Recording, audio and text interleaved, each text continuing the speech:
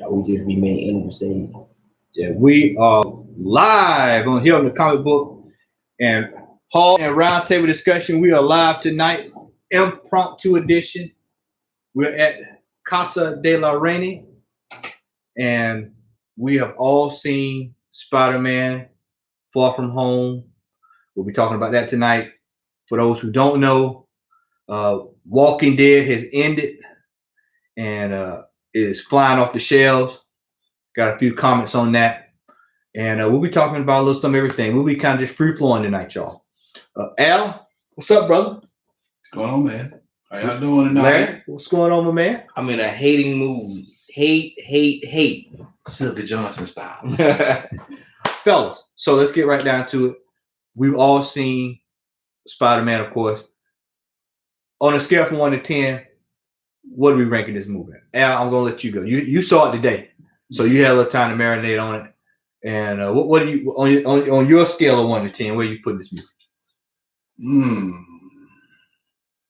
I'm gonna give it a 7.25. That's what I'm gonna give. 7.25. That's actually good compared to what I gave Marvel. Oh boy! I mean, 7.5. The movie was good. I'm gonna like that. I'm gonna let Larry and Matt, give their. Well, let me ask a question. Just because I don't think I. What did you give Captain Marvel? I gave Captain Marvel 6. A strong 6. Wow. A super strong 6. A super Saiyan 4/6. The Bionic 6. Mm-hmm. Larry? I gave it an 8.5. I thought it was a great movie. I said an 8. I thought, look, on the scale, I give it an 8. 8.5. You said 7.5. Right? 7.25 ain't that far from y'all. 7.25. All right. Now, where are we ranking this in terms of Spider-Man movies? Number 1. Number 2. I go with number 2. I say that the scale is number 1 would be Spider-Man number 2. Mm-hmm. Number 2 would be this movie. Number 3 would be everything else. Homecoming. He's everything. And everything else, falling down the line. Spider-Man 3 is all the last. way back to the 1970s Spider-Man. Spider-Man 3 and the Amazing Spider-Man 2 is tied for last place. The movie was terrible. Andrew Garfield, I think we have to go ahead and say is no. Hey, Mr. Garfield, if you see this, no hate. Wait, this is the hate edition, so yeah, there's some hate. But he is the worst Spider-Man and Peter Parker. This movie had a lot of questions. Yes. A lot of questions that were left unanswered. Now, we're not going to... We'll, you know what? We're going to give y'all... If you have not seen this movie, we're going to give you an opportunity to click off right now. And then you come back next week. Because we're going to go ahead and we're going to put some stuff out there. There are spoilers. So, we're going to give you a second to roll out. Boom. All right. So, we all saw at the end of the movie, we saw Nick Fury wake up. This is something we discussed off air. Nick Fury wakes up. We realize the Skrulls have been down here the whole time. Where the hell has Nick Fury been at the last 6 years? Or possibly even longer than that, because longer than that. We talking about Captain Marvel, so we talking the last 2 decades. Where you been at, man? And then, he had to wear his shoes. Was that wear his shoes? So to get to work. He must have been going somewhere, for that long period of time. So, fellas, what is this Marvel pretty much just up to their old tricks and, kind of leading everybody on, and or is this something that's leading on to something further down the line that, could, we could be seeing a whole different thing going on here? I think it's a little bit of trolling, and I think it's a little bit of something new. I think if they listen to the fans, I'm pretty sure some fan out there is going to point out the plot hole if they haven't already. And then I think Marvel will probably take that and run with it like they always do. But I do think it's a little bit of like trolling involved, and to see who will figure it out and who says what about it. Yeah.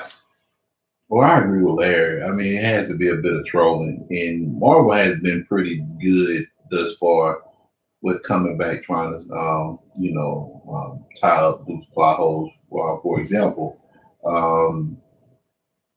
Iron Man was the first Iron Man where, when they brought Peter Parker in, they said, well, Peter Parker's been in the MCU the whole time. And the way they explained it is that the little boy at Iron Man's Expo that he gave that helmet to was Peter Parker. So, a lot of people still question that, like, well, he was a certain age at that point in time, so he should be that. But for the most part, they tried to clear that up. So I think they will do that, hopefully with the Nick Fury thing. And the reason why I gave my 7.25, movie was great. I liked the movie, but there's quite a few glaring potholes in this movie that if you're just a casual moviegoer, you don't just brush it to the side. But if you've been watching these movies and if you've been, if you're keen to what's going on in the comic books, specifically if you've been watching these movies on a regular basis, you're going to start scratching your head like something is not right, and this is a spoiler once to lead to allude to what Matt just said as far as Nick Fury. Now, with the post-credit scene, Nick Fury was a Skrull. So the question that came to mind with us was, okay, so Nick Fury is a Skrull. How long has this Nick Fury, aka the Skrull, been around? When you turn around and you think about it, it's like, okay, so was Nick Fury a Skrull back when when he first met up with Iron Man for the Avengers Initiative? If that's the case, Larry kind of alluded to it as well. Either they're going to just let people just roll with that to see what they're going to do, or they're going to have to flesh that out, because that was one of the biggest plot holes, in my opinion, that they put out there. It's like, and that blew I was talking about it earlier. And when I thought about it, never in the history of these Marvel movies have I just sat down and like, whoa, this is deep, So, but as far as it goes, overall, I enjoyed the movie. I thought it was a really good movie. Larry may mention it, but we had talked about how it was one of the best, as far as the CGI, one of the best movies to date with CGI. It was jam up, and that technology for that is getting better and better. But I enjoyed the movie. I don't think it's as good as Spider-Man 2, and that's only because of Alfred Molina. But and you say what you want to, Larry, but no, man, that Spider-Man 2, Spider-Man 2 is still top notch. No, I want to go. The only thing that's better to me about Spider-Man 2 than Far From Home is the villain. I'm going to give you Doc Ock over Mysterio every day and twice on Sunday. However, the rest of that movie doesn't stand up. The Peter Parker, and I was a big Tobey Maguire fan. Being Peter Parker, but Tom Holland now is undisputed to me the best Spider-Man and the best Peter Parker that we've ever had, and he's truer to the character. And maybe it's due to the writing, but he's truer to the character than those movies were. Spider-Man 2 was good. I put it number 2, but I'm going with Far From Home number 1. If anybody's seen both of them, let us know what you got in the comment section. Stay Puft, want to give a shout out to Stay Puft. Stay Puft. Well, I think Stay Puft just rolled out, but he should. If he's still here, Stay Puft. What's going on, brother? Good to see you, man. I'll tell you what, man. I just think that this movie is a good segue going into the next round of Marvel movies. It puts like we talked about this off air. Put Spider-Man in a position where he's a leader. I expect them to develop into their role as movies go, come along. I'm with Al, man. I just think that Spider-Man 2 is gold standard. I think that this movie is really close on its heel, but I just think that one having Doc Ock just kind of pushes that movie over the line. It was just a really good movie. Now, as far as the one that came behind that, no, that's on X-Men Phoenix level. That's The Last Stand. The Last Stand. The last flop. And I still haven't seen Venom, so I don't even. Have you seen Venom? Venom was pretty good, man. Pretty good. Box office wise, Venom did it very well. Like I mean, for a Sony movie, Venom did some good numbers. You know, they announced the sequel over there. Yeah. Okay. Yo, that's right. They signed it for what, like 4 movies? Yeah, I heard they're talking about maybe introducing Venom into the MCU. But they don't need to do that until way down the line, I mean, they got a lot of work cut out for them with that. I mean, even though, because at one point, Venom was in the shared universe, then it wasn't, then it was, then it wasn't. They're no offense. I mean, I would say Venom in a Spider-Man movie I would enjoy it. I mean, and I think if Marvel was behind it, they'd pull out all the stops. But if they were going to do it, this was their perfect chance. If it was in the immediate future, right, this was their perfect chance to do it. I think that what you have to do at this point, you got to let Spider-Man be in a Venom movie before you let him venture off into the rest of the MCU. You got to let those two meet first. All right. So let's move right down the line. Well, before I'm gonna throw some in here since we're flying shooting from the hip tonight. Last week, Al, was the return of Samurai Shodown. And big smile. Judging by that smile, I think Al's gonna give that game anywhere from an 8 to a 10. So I'm gonna let you speak on. I got mine, but I haven't even played it yet. I give it a strong 8. And the only reason why I don't get anything higher than that, graphics are beautiful, controls are beautiful. I actually got it on the Xbox One. The biggest issue that I have with that game, and actually PlayStation and Xbox owners suffer from this same issue, the load screen. It takes entirely too long for that game to load. I'm telling you, that is that game's Achilles heel. If they could drop a patch, speed up the load time between screens when you're going from stage to stage, I give it a 9. But until then, it's gonna teeter around a 7.5, 8. That bad? When the show over, I'll show you. How often do you get the load? Man? Between like when you beat a character and you go, like if you're playing arcade mode and you go into the next screen, man, you could cook some chitlins and cornbread, collard greens, and clean them suckers out by the time the next stage come up. I'm exaggerating, but I mean it's horrendous. I mean, it is really horrendous. But overall, the game is a great game. Great game. Sweet, man. Sweet. Well, I'll probably be playing mine tomorrow. I've been on the division, trying to get. We're on 3 tier, so I've been rolling in that. Oh, yeah. Get my ass whooped on. Don't get it twisted. Netflix announced on yesterday that they are putting some major money behind Vertigo, DC property, the Sandman.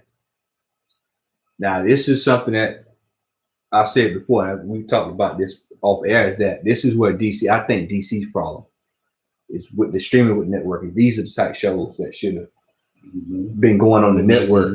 Yeah. Why is this going on? And I'm not complaining that it's on Netflix, but why is this on Netflix and not on your property that you have been pushing? And once again, this goes back to DC's complete mismanagement of something that they could use to generate some income. Sandman has a huge following. I told you today, I met somebody today at the comic book store that was a huge Sandman fan. You don't find too many of them, but the ones that are Sandman fans are loyal to the brand, dedicated to it, die hard. So I will say this is that with Netflix doing it, it'll open it up to a bigger universe and create, more fans, and they're able to do this. And if they're putting real money behind it, I expect it to be true horror. Yeah, I expect it to be real deep down horror. I mean, I'm talking like this whole mystique. I'd say if they do it right, it'll have the same cachet as when Bird Box came out. Everybody's going crazy.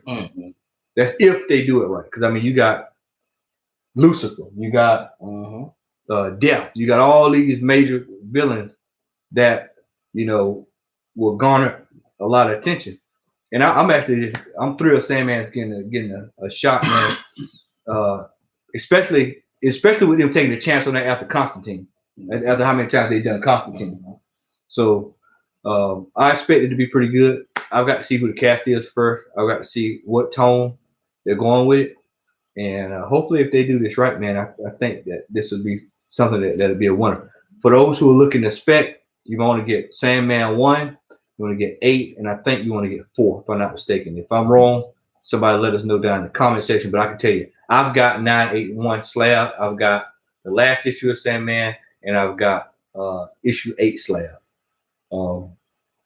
One at last I checked, I think one was going for, I've seen it anywhere from 50 to about 125. 8 is actually the more expensive one. I think I've seen 8 going for about, last I saw, I think I saw like 215 or something like that, slabbed. So these are books, let me tell you, Sandman, these are books that you can find in Dollar Bin if you look hard enough. But you've got to really, really, really, really look. If you want to go find them, go to for those who are down south, go to old country stores, go to old flea markets. They're always at flea markets. I see Sandman books all the time at flea markets. Consignment shops, they're all over the place. So be patient. You may be able to find the Sandman 8. Most comic book store owners know about that book already. If you look hard enough, you might can get you a deal in the 20s range, but most comic book stores already know what that is. And of course, everybody knows what one is in the comic book store. But if you look at obscure places, I mean, we got a costume shop about 30 miles from here, man. And this dude has like books through all across the store. Yeah. You know, and I, you know, we're probably gonna make a trek down there soon. So I have to take some pictures and put up on our Instagram. But this dude has books all over the place. And I can't tell you how many times I've seen Sandman digging around in there. So books are out there, people. You just have to look for that stuff. Don't wait until they start putting cast out and then telling everybody this is that. Because by the time you do that, if you get the feedback, it's over. Yeah, it's gonna be, you're gonna be, you know, busting it up. Or you can go join us on the CBSI. Shout out to the crew on MeWe. But you can always check there, and we always try to kind of be ahead of the curve. So, Al, thoughts on Sandman? I know you. Not sure you a big Sandman fan. You wasn't a big Sandman. It was way out there one. It was way out there. That book was way out there. Yeah, the Sandman one really. I mean, I've never been into those books that explore like, you know, magic and the occult and all that kind of stuff, man. You know what I like, but yeah, I'm familiar with Neil Gaiman, or Gaiman, however he says his name, and I know that Sandman is a critically acclaimed comic. But from what I've read, I didn't get the specifics, but when Netflix actually sealed the deal with him, they gave him a substantial amount for a budget. Now, how much that is, I'm not really sure because I just glanced over the article. Yeah, they said mega deal. Yeah, so I would assume that they're gonna pull out all the stops, you know, especially, you know, in this particular climate. They want to try to find that next Game of Thrones, you know what I'm saying? So they want that next big thing. You would think HBO, considering Game of Thrones, you know, they've got to have something to feel that voice. Well, you know, Watchmen, I think that rendition of their version of Watchmen is probably gonna try to, you know, capture lightning in the ball. So I'm gonna try to watch it just because the fact they actually filmed the Watchmen here in Macon, Georgia. So I'll be watching that just off the basis of it because they filmed it here. But yeah, that would be a good property for HBO. But this leads to another discussion while we're talking about this, is that and this is also for collectors, is that they've got to start, you know, we've seen action, we've seen everything else, but they hadn't gone into the whole mythos of the dark side of comic books in a while, you know. I mean, they tried with Swamp Thing, but yeah, but I mean, Swamp Thing was good, but we saw how that, you know, turned out. I don't think that was the fault of. It's not Swamp Thing's fault. It's more or less that they weren't prepared to, you know, take it forward. See, this is something that I hope Netflix jump on that, because they've already got everything in place. Yeah, you just got to put a budget behind it and then go. You know, this is, I think we talked about this last year when Marvel said we're going to do our own thing, and they started saying we're going to say stuff over there. Really, yeah. DC should have been knocking on the door saying, "Hey, we've got stuff here, ready to go. Right. Let's get it on. Can we get somebody to back it?" But you know, the crazy thing though, and this is the thing, from all accounts, I'm still waiting for DC to drop an app before I buy the service. I'm waiting for them to provide some kind of free, demo or free weekend or whatever. I was actually gung-ho with getting DC streaming service. My thing is, and I think this is the issue with the streaming service, as well as the whole aspect of the movies. Warner Brothers has got to disconnect themselves from the product. They've got, and I think Larry might have mentioned this on the last show, DC has got to come up with their own Kevin Feige. There's nothing that Marvel doesn't do in the realm of the movies, the TV shows, or whatever. Even the cartoon, Kevin Feige does not have, he has a hand in everything. Because Feige has proven himself to be that dude. Yeah, Marvel has had some hits, some mega hits. They've had some misses and some near misses. But for the most part, his tenure at Marvel Studios has been very lucrative and successful for the Disney brand. DC needs the same thing. There is no reason why shows like Swamp Thing and Doom Patrol are getting the reviews that they're getting, but not translated. It's not translating. So there's a disconnect somewhere, and they need to fix it. They need to get that one guy in there that knows his stuff, that has a love for comics, that wants to see that product succeed. And it's not like DC can't do it. Hell, their animated movies are just. And see, their animated universe is to them what the cinematic universe is to Marvel. Yeah, right? And it's been that way for years. Yeah, it's all connected. They got it. I mean, it's great. I just think, as far as DC is concerned, with the I have the streaming service, and I actually Outsiders, Young Justice started out slow, but it picked up in the end. Everybody wanted Young Justice to come back, so I think that was a good move. And Titans was actually pretty good to me. Swamp Thing, I started watching it. It's pretty good. I didn't care for Doom Patrol that much. Not saying it was bad. I just didn't care for that brand of hero. But everything else has been good. They just didn't have enough. It's like they're depending on nostalgia to carry them, because they got all the old Superman movies with Christopher Reeve, all the old Batman movies. They're like the New York Knicks fans, man. Right. or Madison Square Garden. Celtic fans. No, they like Steeler fans. Oh man, we got 6 rings, but yeah, you had them when the league first started. So yeah. Oh man, big bucks. Yeah, but see, Larry brings up a good point. Is that DC?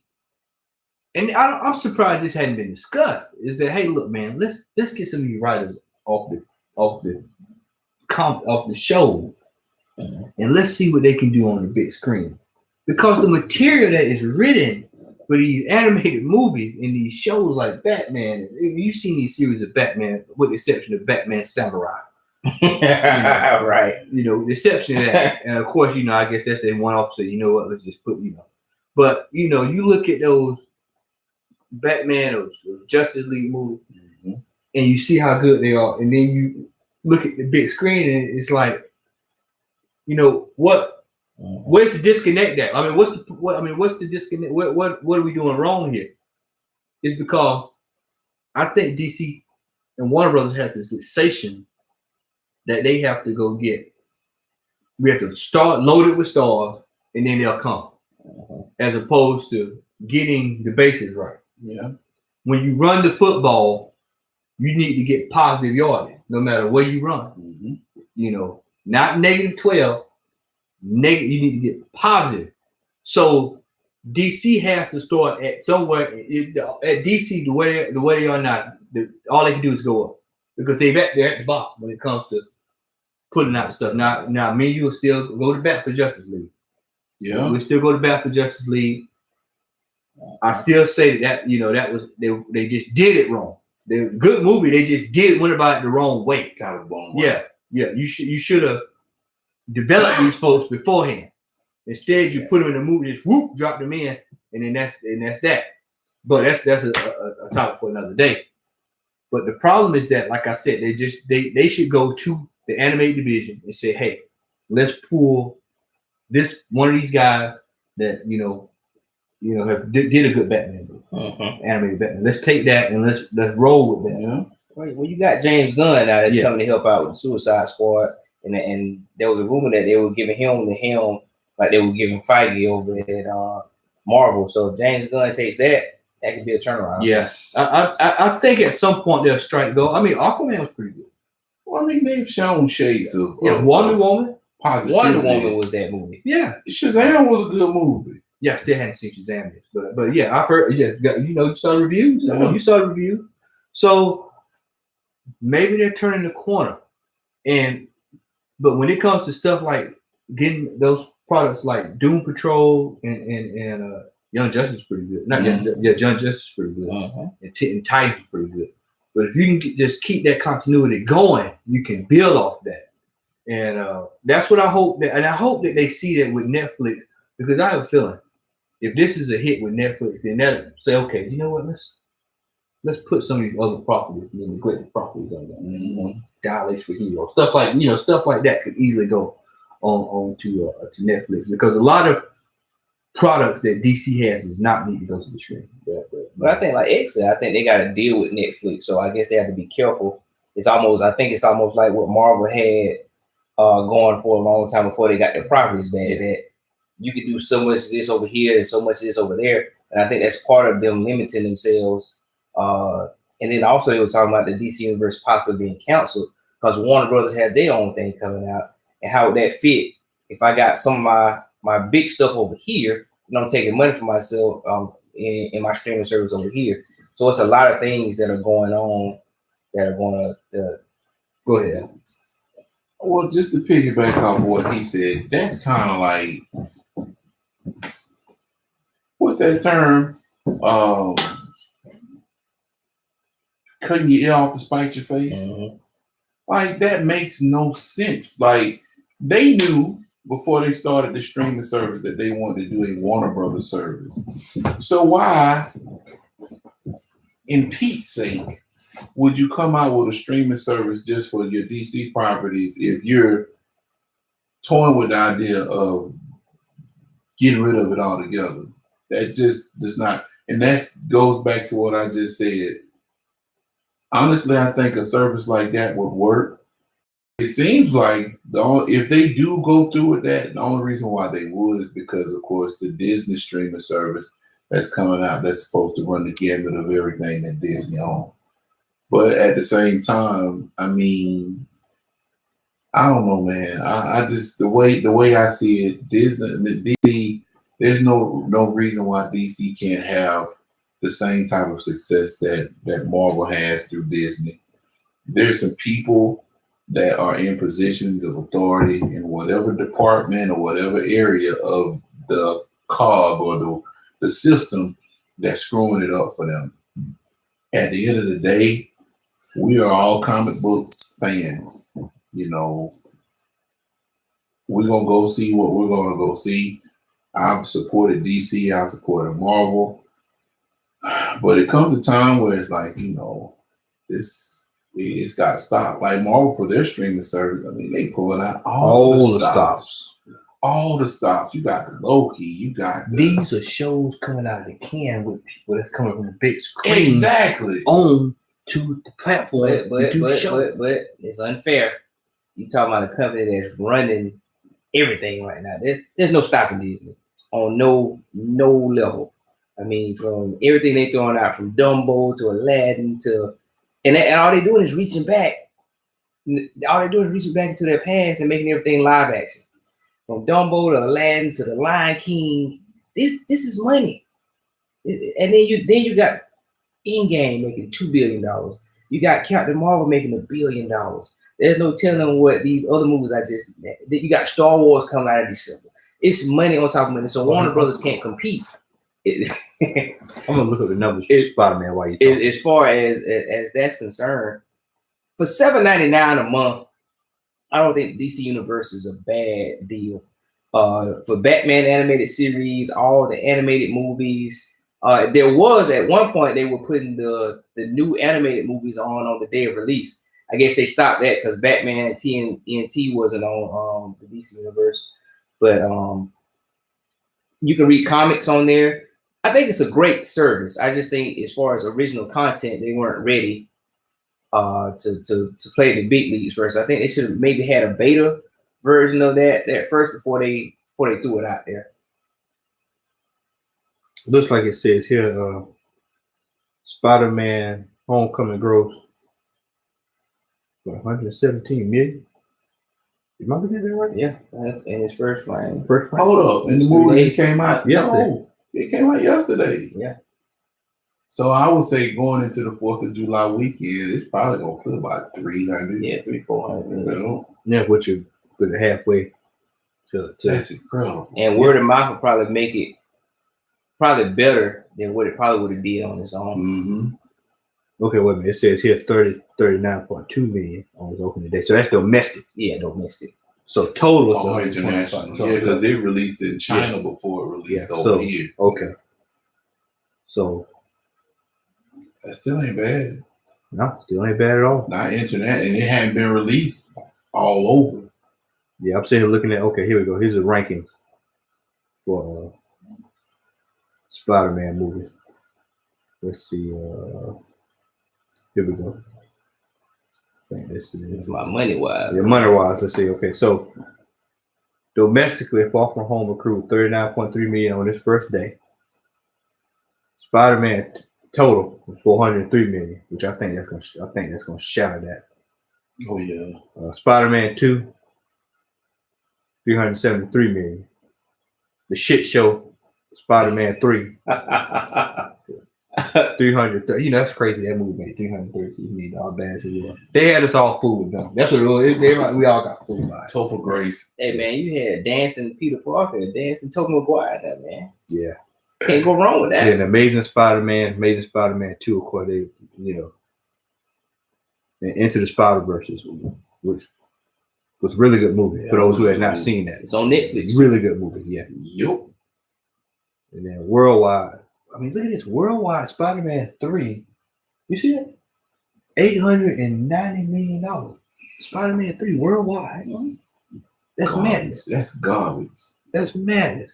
Terrible movie. That's one of those movies though, man. It kind of picked up steam because number 1 was good, number 2 was good. So naturally you're gonna go see number 3. Number 3 would have been good if they had just kept if it was just Spider-Man and Sandman. Yep. And kick Green Goblin Jr.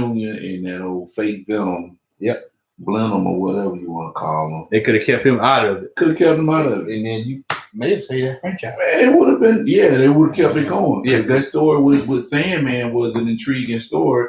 But you throw all the other elements in. You throw all them other elements in, man. That was a recipe for disaster. I think Sam Raimi was under a lot of pressure though for that. He was. Sony was pressuring him. Matter of fact, they said that had Spider-Man 4 been developed, Sony wanted them to do a female version of Vulture. That's what I read in one article. Hey man, don't look at me. Adrian Toomes would have been. Ooh, that's a rough one. All right, so let's move on here. Today was the big day for those who have followed The Walking Dead over 20 years. Almost 20 years. Something like that. Yeah, close to 20 years, almost 20 years. They want to say 18, 17 years, something like that. 193 abruptly this week was announced that this was the last issue of The Walking Dead. Now, I have not read it yet. I've been avoiding the spoilers online. We've been avoiding them tonight, watching TV and watching YouTube rather earlier. But it's out there. I can tell you, at least here at our local store, I saw one guy take all of them off the shelf. All 8 of them were gone.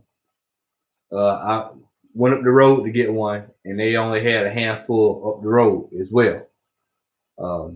So book is selling. I heard one guy today say online that his store had 30 of them. I don't know what time. Not one guy. I'm sorry, Beulah. I'm sorry. I just think about it. Beulah. Shout out to Beulah. Comments with Beulah. Check his channel out. Beulah said he had 30 at his store, And Bill, if you're watching this, you can tell us what time it was when you went to that store. And then I guess if you go back later on this week, give us an update. But I can tell you here, up in the Atlanta area, McDonough, they only had 5 at that store. And that's not including, I hadn't talked to Dave or anybody else. But I know at Comics Plus here in Macon, none. McDonough, only a handful was left. And those commemorative variants would nowhere to be found. I was reading online in the stores in New York, places like that. They were saying that it's only one per customer. Okay. Yeah, they were saying, no, we're not going to let you come in and say, give me 10. It's just so you can turn around and resell it. Yeah. You know. I'm pretty sure Midtown enforced that, considering how they'll run up in there Midtown and wipe them out, and before you know it, they're back online. How much your boys bought them on books for? $20 a piece. $20 a piece. So some store owners say, "Hey, we're gonna cash in on this." Me personally, I think this is a long-term hold. Do I think the book could be worth $20? Yeah, I'm pretty sure it will be. Especially if what I heard, the numbers I heard today was that there's only about 500,000 of these. Now, so I can verify that. I don't have the Comic-Con in front of me, so I won't know until maybe next week or whatever when the actual numbers are.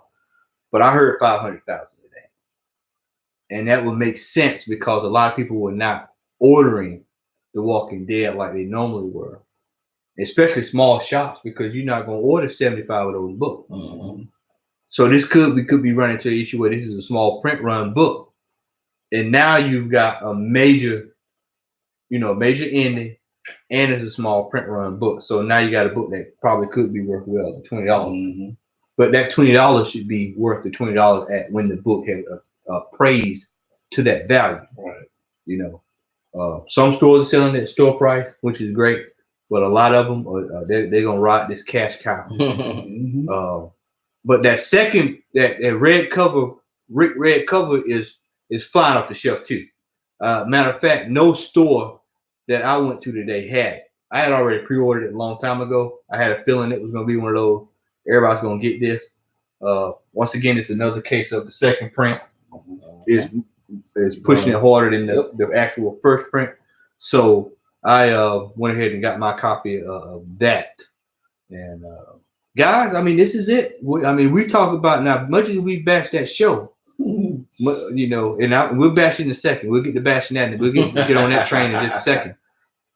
I heard a lot of rumblings in the comic book community when I would be in stores and this would be talked about. I've actually heard people say that it was time for this to start winding down, and I think it happened so quick that it caught everybody off guard. Because Rick out of nowhere, and then of course this week the announcement of its ending out of the way. 193. That's one of those numbers where it's like, 193. You ended at 193, especially if you kill Rick and with 192. It's like, wow, you go from bam, it's over. Yeah.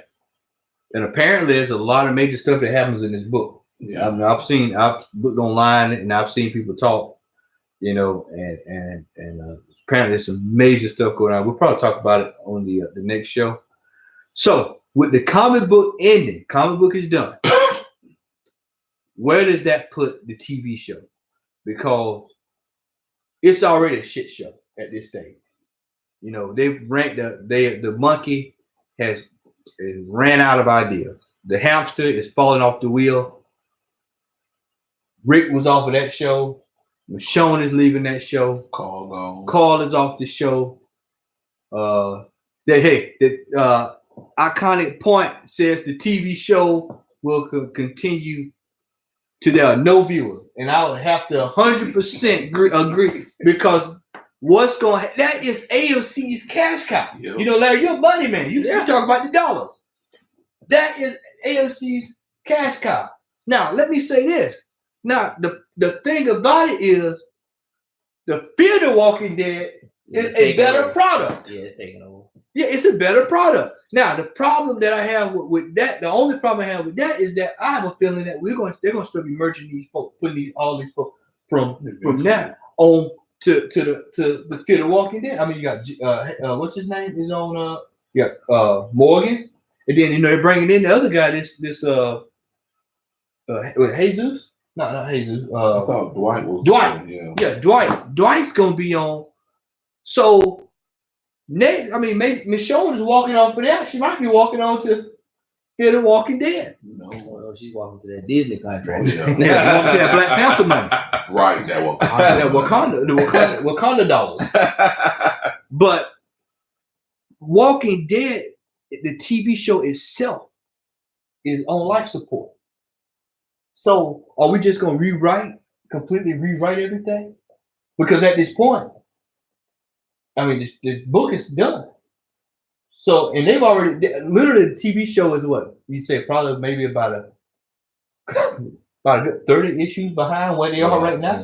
Yes. Close to it. Well, depending upon how they twist and turn it, that's what they've been doing, taking events and twisting and turning them. I think it's unfair to. The Walking Dead is The Walking Dead. You can actually take The Walking Dead now and sit it alone. It's made so much money for AMC. At one point, The Walking Dead was beating Sunday Night Football in ratings. So it's made so much money for AMC. They can afford to let it sit there and take its sweet time and burn out. It also brought back the zombie apocalypse to every streaming service and every movie you can think of. So, of course, at this point, the whole trope is tired. But it's the originator, and it's hard to beat the originator. Fear the Walking Dead is nothing but The Walking Dead with a little bit of energy. Z Nation. That's what did it for me. Z fucking Nation. I mean, what the movie Brad Pitt was in? Oh, World War Z. What's the Netflix got one Black Summer right now, which is actually pretty decent. But the zombie trope is worn out. Well, you know it's gonna make a return, right? We're talking about horror since we're doing horror. Vampires on the way back, right? Yeah, they're gonna just don't give me that. Now that Twilight is Batman. Dracula 2000. Bram Stoker. Yeah, Dracula 2000. Hey man, Bram Stoker wasn't that bad, man. That wasn't that bad. What you call it? Interview with Vampire. Man, that one, that was good. That was a real good movie. That ending was real good. Scott. Yeah, I bet watch was that. in there. Yeah, I think so. Yeah, that was a really good movie. I think though with Walking Dead though, it has an advantage, but it can also be a crutch. I'm gonna explain. They've shut down the comic book. After they get past this Whisper War, I don't even know where they are on the TV show because that's where they are. That's literally where they are. They in the Whisper War. That's last time I heard about it. Okay. Yeah, that's where they are. So I ain't watched it since Spencer got his gut spilled by leaving outside in front of that pool table. That's the last episode I've watched. You a little bit bad. I'm far behind. But needless to say, okay, so if they decide that their game plan is to continue this show for however many more seasons, 2, 3, 4, 5 seasons, they get to past the they went to Chicago and met the mayor and all that kind of stuff for people that haven't read the book, which led up to Rick getting killed in the comic. They really have to come up with something else if they want to keep the show going another 4 or 5 seasons. If not, I can see Walking Dead going another season, especially if Dana Garai, Michonne leaves, is you start whittling down your main people, because the only other people that you'll have left will be Daryl, Carol, and that's about it. Hey man, Carol is a warrior. I'm talking about a beast. Carol is a warrior. You talk about somebody that's found a way to survive. And she will probably carry the show. Yeah, you talking about character development, her going from her being scared of everything, fighting for her daughter, to now. Nick, look at the flowers. Look at the flowers. Oh boy, that's her most defining moment. Right setting people on fire. Yeah. Oh yeah. Also, she G like that now, huh? They said who? I burned them. Oh yeah, that's right. In the prison, she sure did. She burn all the folks up. She burned them. She killed the man. She burned them. But you know they are talking about the reason that Rick left the show, because they are talking about furthering the franchise. They're talking about making movies with Rick as the protagonist. So I don't think the franchise per se is. So they're going. So basically, So basically, what Larry just told us, they're gonna do a prequel to The Walking Dead. I hope not. That's what he just told me. That's what I just heard is a prequel coming down the pike to how everything happened for the TV show. Well, I would actually hope that Robert Kirkman would find it in the kindness of his heart to actually do like a final issue that's like a compendium that gives us that explanation. I don't think we'll ever get it in the show. No, They've had every opportunity to do so when they were in the CDC up in Atlanta. Yeah, because he gave some pertinent information. Right. But they never did. So, I mean, as far as it goes, I mean, the future of The Walking Dead is uncertain right now. It's still one of AMC's biggest cash cows. So, who knows? We might see Judah grow up to be about 20 years old and she just crushing folks. You know what I'm saying? You never know. You just never know. Well, like you said, it's AMC. That's the only thing I can think of that's on AMC. I mean, they got rid of the show. Yeah. Into the Badlands is gone. You know, I'm struggling, man. Into the Badlands is gone. The Strain left about 2 years ago. I think AMC will find a way to survive, man. When they lost Breaking Bad, everybody thought they were gone, but they came out with Better Call Saul, but that didn't quite pop. But they'll be fine. They'll find another show to make up for it. Iconic Point says The Walking Dead is the Game of Thrones equals Game of Thrones. Now it's up to the writers. Yeah, I mean, you saw what was going on at the end of Game of Thrones. I mean, it was kind of like, man, they stopped caring for Game of Thrones. When you see that last episode. Well, I didn't see it. Oh man, I still need to catch up. When you see, they made people mad. That last episode, still shots of bottled water sitting on the table or sitting somewhere in the scene. Fuck it. Right. They didn't care. They don't care. We got the money. We got the money. They gonna watch. It's gonna be the most watched show on HBO. So hey, you know, somebody, you ate some McDonald's, this nigga grab on that quarter pounder. That's product placement, man. Right, exactly. Yeah, we had Starbucks in the Gilded Age. Starbucks and a bottle of water. Like, okay, they just all the else they just didn't have. They threw them away. Right, they had no more to give. So it's like, okay. As TC say, if Johnny left the store with no fucks and he come back home and he still got him, how many did he give away? None. Yeah, but see, that's what happens with these franchises. And I hate the strainers off the air, but the Toro actually did something good. He took the franchise, did what he had to do, and said, you know what, this is it. Yeah. This is it. The book, this is the way it ended in the book. This is how we're going to do it on TV. We're not going to expand. We're done. Yeah. You know, the Preacher tried to do that, but the Preacher's problem was it just got so boring. About season 2, man, it was just so boring. It was like listening to Kenny G for 30 hours. You know, that's rough. Not early Kenny G, not 19, not early Kenny G. Yeah, Kenny G, man. Kenny G, hey man, not early Kenny G, man. I'm talking late Kenny G. I say it's like listening to Kenny G working out. Yeah, you can't do it. Rough, man.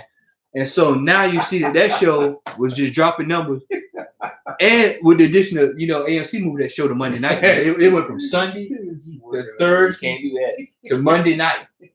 And so when you get the Monday night for AMC show, you're on your way out. That's it. You almost. I want to tell you another show, man, that I personally like. That's actually managed to last 15 seasons, bro. After Supernatural. Yeah. Supernatural is managed after only supposed to be in. I think they say the guy said he's only 5 seasons is what he wrote it out for. They've gone 10 seasons past that, and Sam and Dean been ran out of things to do, but they. Like you say, man, CW is one of CW's cash cows, so they managed to keep it around. Yeah. All right, well, Al, you got any books you want to show, man? I do not, sir, because I get most of my books from Urgent. So you gotta get your book. And when you told me that Walking Dead was like $20 down at I decided not. I'm just gonna bring the whole case. So my man bring his books in a case. Yeah, I got quite a few we'll show tonight. Yeah, quite a few. All right, well, Al, you ready? Certainly. Appreciate that. You got them today?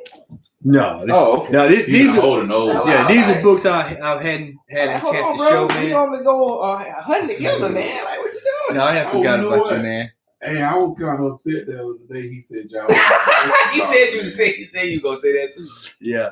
We told we went to James. Yeah, man. I In was the feeling like budget. I was home. Oh boy. I had a little money in my back pocket. No, it was sporadic. No, man. Yeah, he called me, man. It was like, hey, man, you want to go out? I was like, let me. I was actually jogging when he called, and I was like, yeah, I'll go, man. I'll go. All right. So we'll start off with what if 114.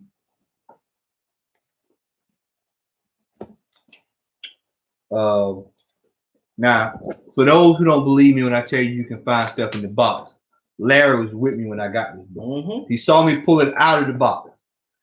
And this book is on eBay, could run you low end, $40, low end. This is Batman Beyond 6. And I got this book at cover price. Pulled it right out of the loan box. I got this particular book. I was at Book Nook. I was heading out the door and I said, well, let me look over in the Archie box and see what they got. Looked over in the Archie box and I got this at cover price. It is Veronica, number 23. The Pot of Gold issue, those Veronica books. You see these, man, grab them. They are going up in price. Just to inquire, just to give you a little information about that Batman Beyond. Just looking at the key collector here is going in for about $55. How much you got it for? I think I paid maybe like $4 for it or something like that. Yeah. And that's the first appearance of Ink. Yep, first appearance. Yep. Last week was able to get my hands on a Marvel Comics Presents 6. Hot. You find these suckers, boy. You good luck on that. And I don't know, has anybody released numbers on a print run of this? Because apparently this was a really the whole series is a low print run. Ain't that like a 6 issue series? As a matter of fact, I bought number 1 today. Oh yeah? Yeah, they had it at Orange. When y'all go up there, it's in the first box when you walk. You know where the Avengers comics at? Mm-hmm. It's right there when you first walk in. Number 4, 5, and 6 though are hot. What is That 4 variant is $315. Woo! Yeah, there it is. Woo! 1 in 50 What is Power variant. Pack? Look at that. Power Pack number 1 is going for $50. What? According to the key collector. Oh. The Ghost Rider number 1 variant. Got this from the Book Nook. Paid $20 for this. Yeah, Robbie Reyes? Robbie Reyes. Oh yeah, man, that's probably decent. Yeah, that's some good stuff there. Yeah, Robbie Reyes. I think that Ghost Rider number 1. That's not the all new Ghost Rider. That all new Ghost Rider number 1 is going for a nice little thing. I actually have it. Yeah. Omega, the Unknown. Number 1. I just have a feeling that snap, bro. I'm sorry, I saw the Nick. Oh yeah. I think this is something somebody that might show up maybe on the TV on the low end of things, man. These kind of oddball characters. Jack Kirby. See, I gotta watch this joke when he orders stuff like this right here, man. All right, this is a 1 in 600. Not 1 in 600, excuse me. There's only 600 print run on this particular issue. I actually saw this on eBay one day. I was looking around and I saw this, and when I initially saw it, I thought it was something that Del Auto did, but it's not Del Auto. But it's my favorite Transformer character. So I saw Soundwave on this. I mean, look at Soundwave. This is actually Transformers number 2, the Fellowship variant. Yep. Right here. You see it right there. Got the certificate of authenticity right there. 223. Virgin variant. So Larry, I'm going to be giving this to you. It will be going to this will be slabbed. Going to Slab City. Atlas Comics. Everybody's been looking for the Atlas Comics. Go ahead and hit it for me, Al. Oh, I can't do it, man. You can't do it. Practice it. Atlas Comics. You see these books, grab them. Especially if you see this. This is Vicky. This is Vicky number 4. And this is, I want to say this is the last issue. So this is extremely hard to come by. And I think I actually got this, man. I actually got this from down there at Comics Plus. And I think I paid a little nothing for it. The Kool-Aid Man. Kool-Aid Man, number 1. You had to get this. In order to get this, you had to get the Kool-Aid points. You get it? Yeah. There you go. The Kool-Aid Man now. We've got Marvel Comics Presents number 5. Got that. Catwoman 12. I bought this based off of the cover, the homage cover. And that last book he showed, ladies and gentlemen, was the first appearance of another daughter of Wolverine. Yeah, this was this actual first appearance of her is actually in this particular book. She's a sorceress and she has claws. But the first full appearance is in 6. This is the cameo.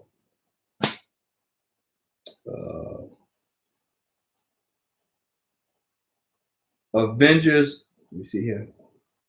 Appreciate it, brother. Appreciate it, Iconic. Yeah, I got lucky on that, man. This was kind of like right after the Atlas hype hit. So I just started attacking dollar bins. I mean, I still do that now when I go in stores, as I look in the dollar bins, because a lot of people don't know where to find those Atlas books. And all you have to do is really, when you dig and just look for the stripe across the top, and then just go ahead and go with that. It's got Atlas written on the top in that part, right? Yeah, and a lot of comic book store owners put them with Archie books because they get confused. Mm-hmm. They think it's an Archie book. So a lot of times you can find them in Archie bins if you're looking. The only thing about Archie books, man, is they beat the fuck out of them. People beat the hell out because they read them. You know, Archie people read Archie books. Those and the Richie Riches. Yeah, Richie Riches are hard to come by in good conditions too, man. These are 2 books. One thing I always do is when I go collecting, when I go digging, is anytime I find Avengers books, anything 30 and up. When I say up, I'm talking 29, 28, and that numeration. I'll pick them up, man, because these are books that are at some point are going to really be worth something.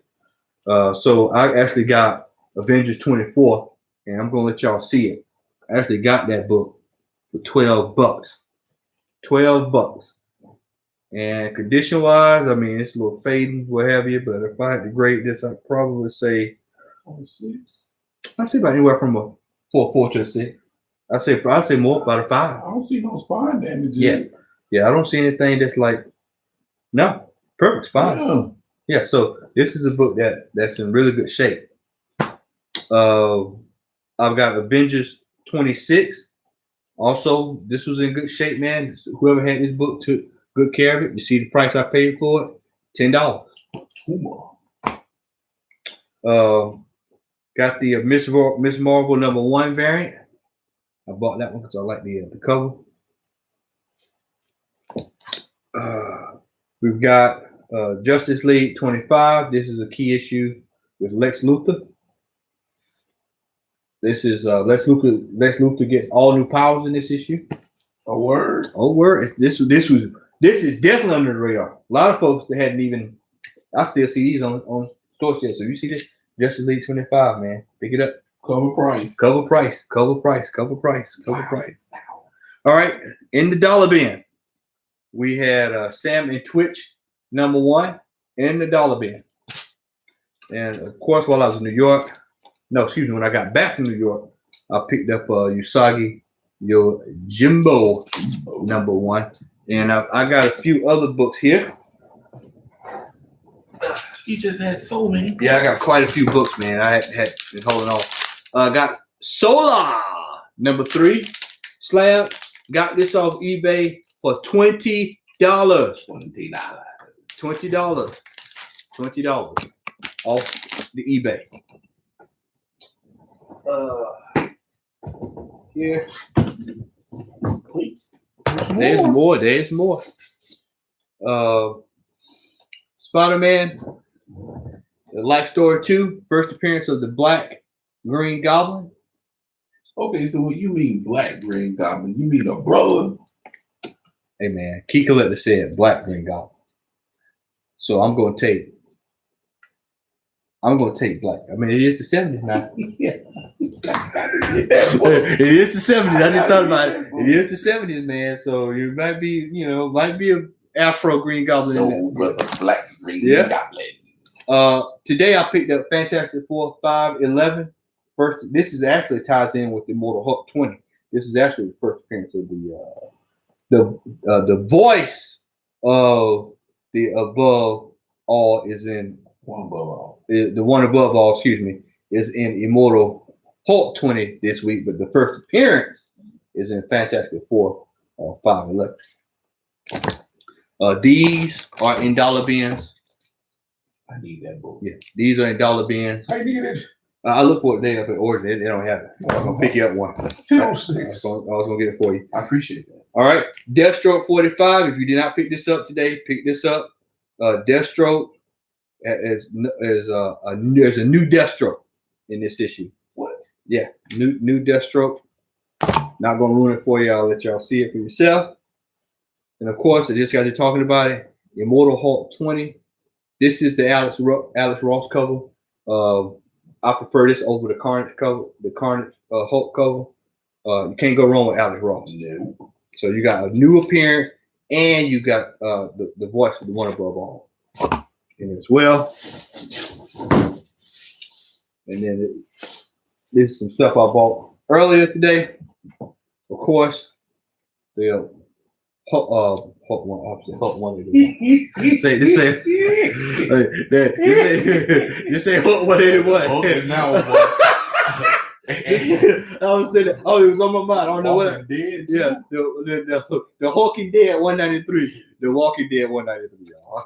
$10,000 book off the real. The Hulk is on my mind. The Hulk is in the Walking Dead. Batgirl 36. Of course, these Batgirl covers are absolutely gorgeous.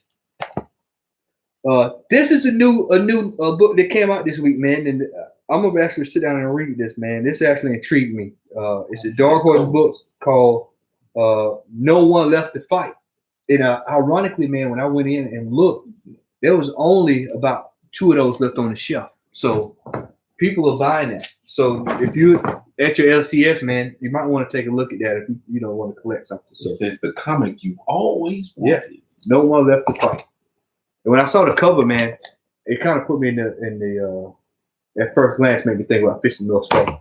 Yeah, it gives a feudal Japan type look to it. Yeah. Spider-Gwen, Ghost Spider number 10. Apparently, this is supposed to be a big issue this week. I hadn't had a chance to sit down. Dollar bin stuff, man. People always say, well, man, how can you find stuff in the dollar bin? You just have to look. Secret Wars 4. The significance of that, this is where Hulk lifts up the mountain. The homage in Infinity War and Endgame. This is a book I just picked up. Nothing special about it. It's just I thought this would be something that could be revisited. Image have a lot of classic crime stuff that could be converted over into movies. So I tend to pick up Image books when I see them. I picked up Occult Crimes Task Force number 1. Actually got this one signed. It's an center variant. So who knows? It's only $1. So who knows? May take off at some point. Never know. I was really surprised to see this in the shelf in the box today when I picked this up, man. This is actually the first appearance of Bizarro Batman. This is the world's finest 156. Where you get it from? Origin? Origin, yeah. Oh. Yeah, sitting in the box, man. Yeah, they got some good stuff. Yep. Half all of this? Yeah. Oh. Catwoman, number 1. I've actually got 2 or 3 of these, so I pick these up all the time when I can get them for under about $5, which is what I did here. Here's $10 with half off, so I made it $5. Number 2 is actually tough to come by. It's really good shape anyway. So I've got that. Paid $4 for it. I'll probably slap this cover. Man, this is another book that is up. It's creeping up. And why, I don't know. I mean, you see what the price is on the book already. Yeah, we'll show them. I think I know why. Yeah, this is the Vision number 1. The reason why is because it's the first appearance of Vision. Ah, got you. because she was in the Champions and a couple other groups. But yeah, Viv Vision is the first appearance. Okay, got it. All right. I actually saw this on Comics Tom. Shout out to Comics Tom. Was actually talking about this, man. Marvel Age 25, and this is actually the second cover appearance of Rocket Raccoon. Sounds like nifty, man. Interesting. Yeah. Here we go. Told you about it. Found it in the box. Marvel Comics presents #1. So apparently, the theory is that Wolverine's daughter has been narrating this the whole time since issue #1. Oh yeah. Yeah. So that'd be cool. Once again, Avengers #29. I paid $4 for this. Let's say $4. How we For a Silver Age. to look as good as it does. Yeah. Catwoman #1. This is the other running series. I picked this one up. Tend to pick these up all the time.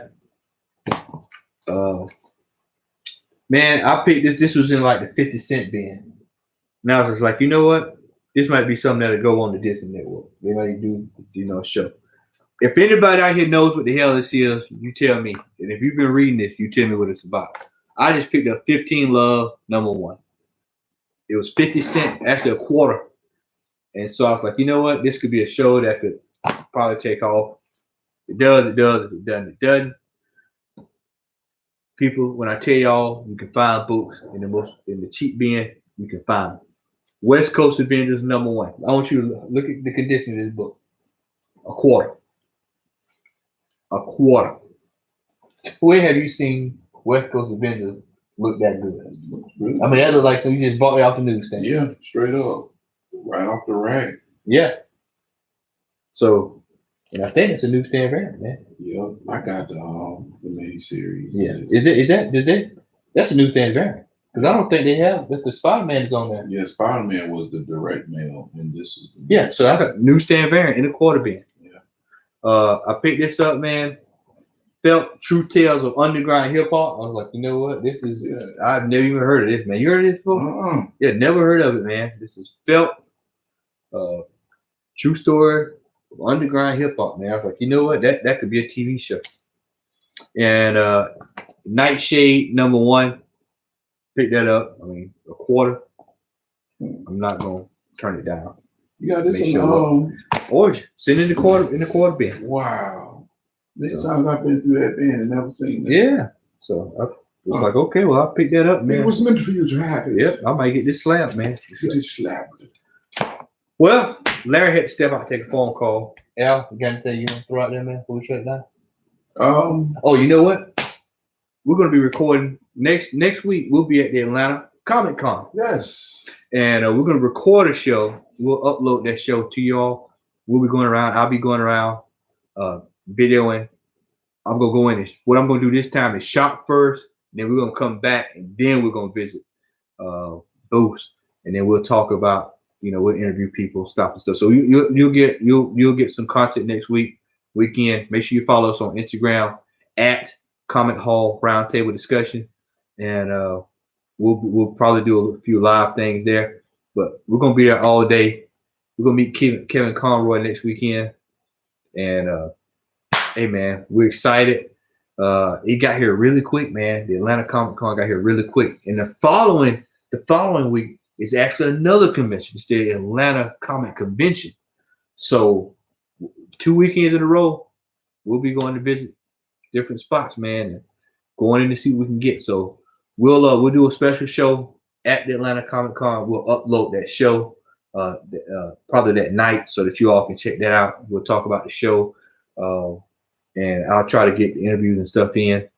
And we're just gonna be excited, man. A big weekend next weekend. So, all right, yeah. Larry is off. Xavier, hey man, hope you're feeling better, brother. TC, get that rest, man. TC's working. Weldon has I'll let him tell y'all about that. And Vince is being Vince in North Dakota. Montana, wherever the hell he is. North Dakota. And Darrell is being an artist. Congratulations on your promotion, Darrell. And that's it, man. That's it.